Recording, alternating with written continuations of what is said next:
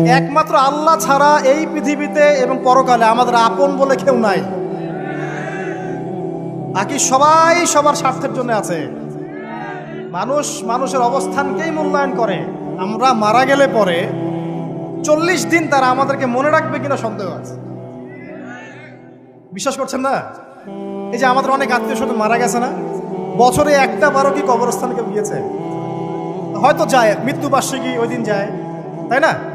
দেখেন আমরা কিন্তু আস্তে আস্তে ভুলে গিয়েছি তাদের, আমরা ব্যস্ত হয়ে গেছি। ঠিক একইভাবে তারাও আমাদেরকে ভুলে যাবে। এই জন্যে আমি বারবার আপনাদেরকে মনে করে একটা কথা, আমার জীবন থেকে উপলব্ধি করি একটা কথা, যে একমাত্র আল্লাহ ছাড়া এই পৃথিবীতে এবং পরকালে আমাদের আপন বলে কেউ নাই। বাকি সবাই সবার স্বার্থের জন্য আছে। মানুষ মানুষের অবস্থানকেই মূল্যায়ন করে। মানুষ মানুষের অবস্থানকেই মূল্যায়ন করে। আল্লাহ রাব্বুল আলামিন আপনার ভিতরটাকে ভালোবাসেন। দেখেন আপনি যখন নামাজ পড়েন নাই, আল্লাহ পাক কিন্তু আপনাকে ধ্বংস করে দেন নাই।